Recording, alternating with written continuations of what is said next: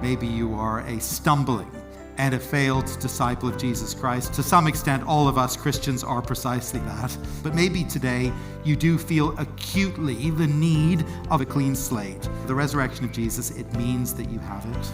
The risen Christ, he calls you to meet him and to walk with him and to serve him. Welcome to Encounter the Truth with Jonathan Griffiths. I'm Steve Hiller and glad you're with us. Jonathan, I'm sure that there are many listening today who would say, yeah, I do feel like I need that clean slate, but how does the resurrection of Jesus end up equaling a clean slate for me? The Bible teaches us that at the cross of Calvary, Jesus died to pay the price of our sin, and he rose again to open the door to newness of life. And in a very wonderful way, the resurrection signals a fresh start, new life for dead people.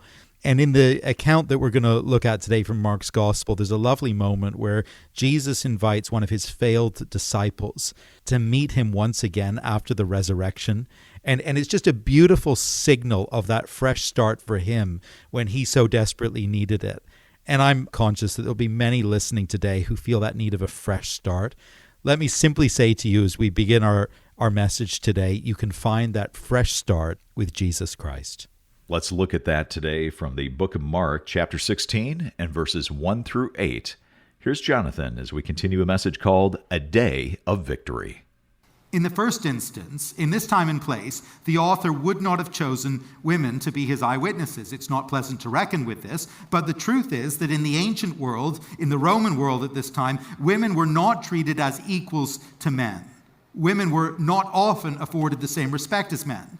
And so if Mark was trying to convince the unconvinced that something was true, and he was kind of devising a crafty way in which to do that, he would surely come up with the names of the most credible men that he could to serve as his counterfeit eyewitnesses. But to name women as the eyewitnesses, well, it's actually totally in keeping with the Lord Jesus and his treatment of women, his counterculturally respectful treatment of women.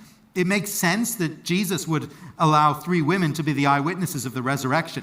But if Mark was trying to do something to convince unconvinced Romans of the story that he has, well, he wouldn't have chosen 3 women to be his eyewitnesses. He wouldn't have set out the story like this. It only makes sense to write the account in this particular way if this is actually what took place. If it is the case that these 3 women witnessed and saw the empty tomb themselves. Now, that's one thing that Mark wouldn't have made up. And I think there's more. I think he wouldn't have made up the fact that 12 disciples, the key followers of Jesus and teachers of his word, the apostles, I think he wouldn't have fabricated an account where they just didn't show up. I mean, think about it. Where they just don't show any care or concern for their Lord on this day of all days. That doesn't look good. It does not present well. And I don't think Mark would have made up the reaction of the women either. You may know, and you'll see it there in your Bible, in your footnote, or at a break in the text, you may know that scholars widely agree that Mark's gospel originally ended here at verse 8. It seems likely that the summary of the events recorded in other gospels, the resurrection appearances of Jesus, weren't actually part of what Mark originally set out for us. The earliest records of the text that we have don't have anything beyond verse 8. And if that's right, if the scholars are right that Mark's gospel actually ends at verse 8, it's a pretty remarkable way to end, isn't it? I don't think I'd end it that way. I can see why some early Christians would have wanted to add on a summary of events that follow. But notice where we're left, verse 8. And they went out and fled from the tomb, for trembling and astonishment had seized them, and they said nothing to anyone, for they were afraid. What a finish. What a remarkable way to finish. Now, actually, it's very believable. I can imagine how astounded the women would have been. A man risen from the dead, an angel there to greet them and meet them. It is a remarkable turn of events, isn't it? Stunning. Shocking, actually, in a way. And being a little bit overwhelmed by these events, that's not totally surprising, I don't think. But it's also not what anyone would make up as an ideal ending for the gospel. And the fact that all this in the accounting is so raw and is so real The main disciples have deserted Jesus. The women are there as the eyewitnesses, perhaps not respected as eyewitnesses in their day, but they stick with Jesus. And then when the news of the resurrection comes and they are charged with sharing the good news, they run away confused and frightened. It's not how you or I would write the story. We just wouldn't. But it makes sense as a narrative if this is actually what took place. And Mark is saying to us, in the way in which he recounts this, he's saying to us in essence, I am just telling it to you like it actually was. I am giving you unfiltered reality. And he's doing that for one reason and one reason alone. The events of which he is writing are real history, solid fact, true happenings. When you and I come to the events of Easter, we don't come to fairy tales, we don't come to myths, we don't come to legends that are designed to give us a warm feeling, but that are ultimately empty and meaningless. No, when we come to the events of Easter, we come to real events of history, events that actually took place in time and in space, and events which therefore are filled with substance and significance, even with power. Mark wants to tell us, and he wants to show us that Jesus really did rise from the dead. This actually happened, and therefore today we are celebrating reality, and we are celebrating truth. This is a day of joy and a day of victory because the resurrection is a historical event.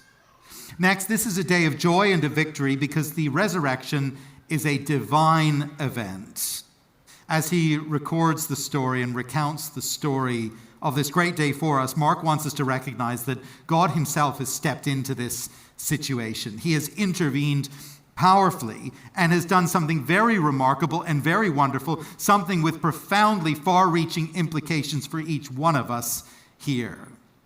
Now, again, this is another moment where we need to take a little bit of care to shake off the familiarity of Easter, of Resurrection Sunday, and remind ourselves of how truly astounding the resurrection is. Remember, we have here a victory over the grave. We are talking about the defeat of death itself. Death is the great enemy, of course.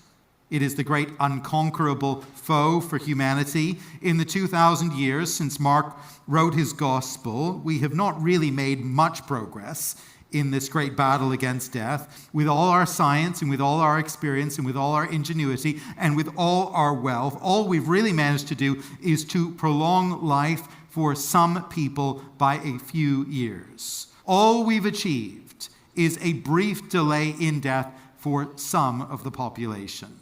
But in this world, in this fallen world, age and disease always win in the end. We mortals, we always lose. Death is undefeatable for us. But the message of Resurrection Sunday is that this one man, he did rise miraculously from the grave. And this, friends, this is a miracle. Let's just remind ourselves of that. This is the greatest miraculous intervention by God ever seen or experienced or observed. And of course, God had made it clear beforehand that this is precisely what he would do. The Old Testament promises and prophecies pointed us to it, and Jesus himself had spoken of it clearly. But his followers, they just couldn't process it or make sense of it. They couldn't take that seriously. It was just too much for them to be able to compute.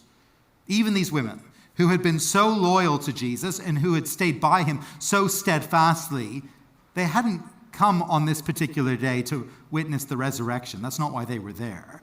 Remember what they had come for. They had come to anoint Jesus' body for burial. That was their expectation.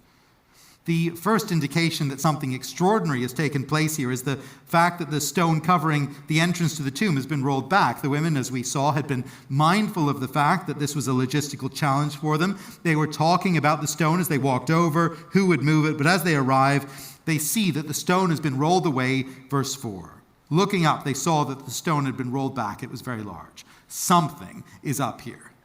Something has happened. Someone has rolled away the stone. There has been an intervention. But now the plot thickens a little bit more. Now things become all the more unusual. Verse 5. And entering the tomb, they saw a young man sitting on the right side, dressed in a white robe, and they were alarmed. Well, I'm sure they were alarmed. The stone is rolled away. The body of Jesus is gone. A man dressed in a white robe is there, and perhaps they suspect that he was an angel, as we believe he was, a messenger from heaven with words of comfort, verse 6, and he said to them, "Do not be alarmed. You seek Jesus of Nazareth, who was crucified. He is risen. He is not here." Now, literally, the angel actually says, "He has been raised." And of course, by saying that, he means that God the Father has raised Jesus. God the Father has intervened here. He has performed a very great miracle. The scene to which these women have arrived, it is a scene of divine intervention, of a very great work of God. If Jesus is alive, then the Father must have raised him. That's the only explanation. And if God the Father has raised Jesus, the implications of that, well, they are immense. If God raised Jesus from the dead, it means that his saving work on the cross has been validated, has been shown to be wholly effective. Just give thought to that for a moment, if you would. If Jesus went to the cross with the stated intention of paying the price of our sin and purchasing our salvation, if he went to the cross, then died and stayed dead, you and I would have absolutely no idea to this day whether his death achieved anything at all. But Jesus went to the cross, yes, with the stated intention of purchasing our salvation, and he went to the cross declaring as well that he would rise again on the third day. And when the Father did indeed raise him from the grave, it proved and it demonstrated that the Father was pleased and the Father was satisfied with his saving work. It proved and it demonstrated that the sacrifice was acceptable, that salvation had been achieved. I've always been quite intrigued by the statement that the Apostle Paul makes in Romans chapter 4 and verse 25, where he says that Jesus was delivered up for our trespasses and raised for our justification. That's a very interesting thing to say. But Paul is telling us the raising of Jesus means justification for us who believe. It means that we can have confidence that God the Father has accepted Jesus' sacrifice in our place for our sin, for our wrongdoing, so that we might be made right with the Father, justified in his courtroom, guilty no longer because the price has been paid and payment has been accepted in full. You're listening to Encounter the Truth with Jonathan Griffiths, a message called A Day of Victory. It's part of our series, The Darkness Before the Dawn. We'll get back to this message from Mark chapter 16 in just a moment, so I hope you'll stay with us. You know, probably all of us know someone who is struggling with difficulty, someone who has depression or a disability or suffers from long-term chronic pain or sickness. And it can be hard to know how to encourage those. Maybe you're one who is serving someone who's dealing with that, and you're looking for some encouragement. Well, Dave Furman has written about this in a book entitled Being There, How to Love Those Who Are Hurting. We'd love to send you a copy of this book as our way of saying thank you for your financial support this month. If you'd like to find out more about this book, Being There, come to our website, encounterthetruth.org. Or you can ask about how you can get a copy when you call us at 1-833-99-TRUTH. That's 833-998-7884 or encounterthetruth.org. Back to the message. Here's Jonathan. I know that many among us here will shop at Costco from time to time. There was a need in our household yesterday, actually, to make a trip to Costco. When the need arose and it became evident, I quickly mumbled something about being very busy preparing my sermon for Sunday, and Gemma kindly let me off the hook and went and did the shopping instead of me. I gather it was an absolute zoo. I'm sorry if you were there yesterday. I guess many of you were. It sounds like everyone actually was there yesterday. In any case, one of the things I've learned that you need to watch at Costco is that you need to hang on very carefully to your receipt between the cash register and the exit. I have an amazing capacity to lose receipts. I don't know if you do. They get crumpled up, thrown away, they get stuffed in a pocket somewhere, and I don't remember which pocket it was. And normally, that doesn't matter. Receipts normally don't matter. But at Costco, they do matter for a brief period of time until you get to the exit. You see, they check your receipt at the door. Maybe you've noticed that.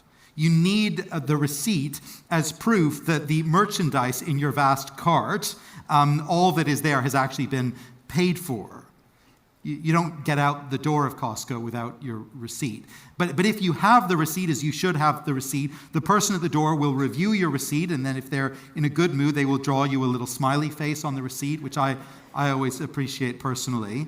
And then once they've done that, they will liberate you. They will set you free, and you will be able to escape the madhouse, and you will be able to breathe the fresh air once more and enjoy your freedom. Now, this is perhaps an oversimple image, but maybe it just helps to make the point, I don't know. The resurrection of Jesus Christ is the divine receipt. It is the great proof of payment for our sin. It proves beyond doubt that the price has been paid in full, that the Father is pleased to set us free from fear of judgment, and so there is true cause for joy. There is real cause for celebration. The resurrection, it's a historical event. It is a divine event. And finally, as we finish, it is a life-transforming event. It's wonderful that Easter is still marked on our calendar, on our national calendar, as a special day, a day that is seen as significant, a day that is, in some sense, still set aside. We were chatting in our home over dinner about all the special days that have been declared of late, some officially and some, of course, unofficially. We looked up some lists of some of the more outlandish days that have been dreamt up, and we're quite amused by the list of official days that we found. These were some of the favorites among our kids when we looked. There's apparently a National Lost Sock Memorial Day. There is a National Talk in an Elevator Day, quite challenging for some of us. There is a National Lima Bean Respect Day and a National Bubble Wrap Appreciation Day. Well, I think we all appreciate bubble wrap. It's very useful. I could go on, but you get the idea. All those are perfectly amusing, but I think we can all agree that they are not consequential. None of those days marks anything that will significantly impact our lives. Some of us may have come here today recognizing that Easter Sunday has a bit more historical pedigree than those ridiculous days I just mentioned, but at the same time assuming that the impact of Easter Sunday on your life will be similarly inconsequential. Mark, however, he wants us to see that Resurrection Day is a day of life transformation for me and for you if we take it seriously by faith. Remember, we've seen that this historical and divine event demonstrates that Jesus' death has indeed paid the price for our salvation. We who have done so much that is wrong, and we all have, we can be forgiven through trusting in Jesus. And the Father will indeed forgive us if we trust in the Son. But to see and feel the real impact of this, Mark records for us a detail in the text that we might at first overlook, but which is very wonderful. Listen again to the words of the young man, the angel, in verse 6. And he said to them, "Do not be alarmed. You seek Jesus of Nazareth, who was crucified. He has risen. He is not here. See the place where they laid him. But go tell his disciples and Peter that he is going ahead before you to Galilee. There you will see him, just as he told you." The fact that he's risen, that's of course very consequential. Those are weighty. Those are very wonderful words. But what follows next might seem like unimportant detail, space filler, a quick message, almost some sort of business to pass on to the disciples and Peter, and we skim over them. But those words matter. They matter a great deal. Remember where the disciples and Peter are actually at this moment. The disciples and Peter, they are nowhere to be found. That's where they are.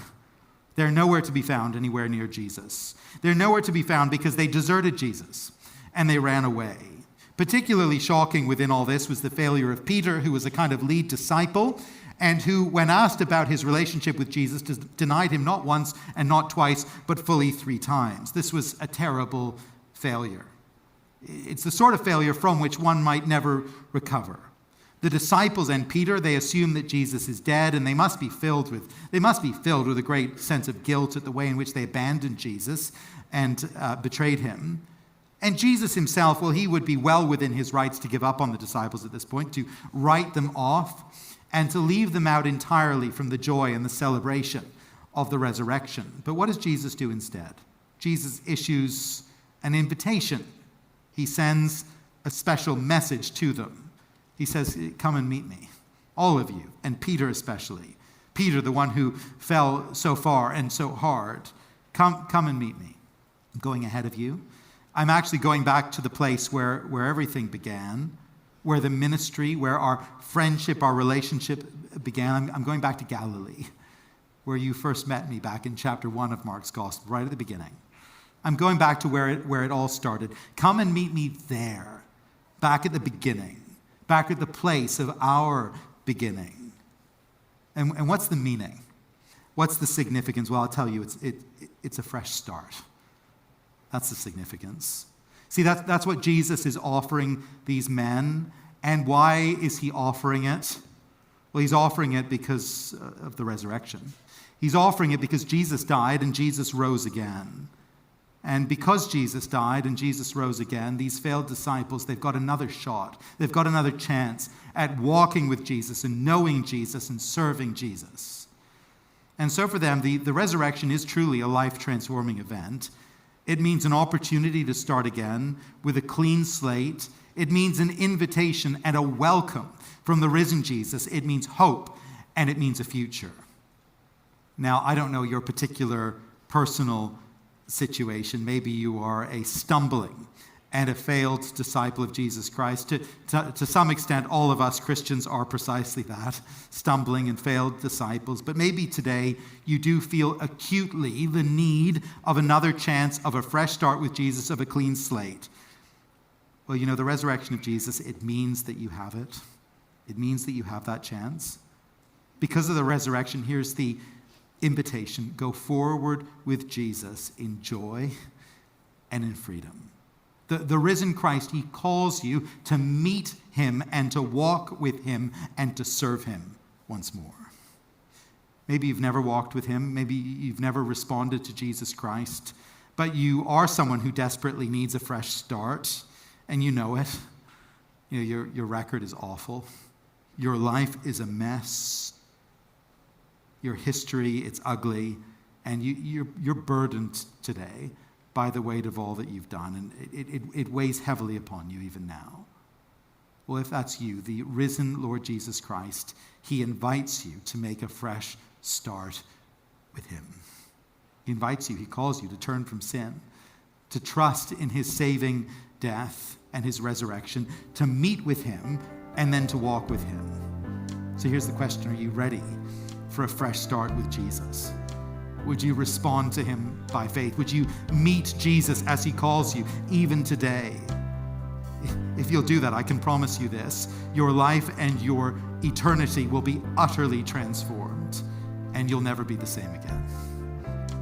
The resurrection of Jesus, a historical event, a divine event, a life-transforming event. Jonathan Griffiths here on Encounter the Truth, wrapping up our message, A Day of Victory. And if you've missed any part of the broadcast, go listen again at our website, encounterthetruth.org. Well, if you're a regular listener to this program, you know Encounter the Truth is listener-supported, and that means we depend on your generosity to keep Jonathan's teaching on this station. And as you give a gift of any amount this month, we want to say thank you by sending you a book called Being There: How to Love Those Who Are Hurting. And Jonathan, how could you see someone using this book?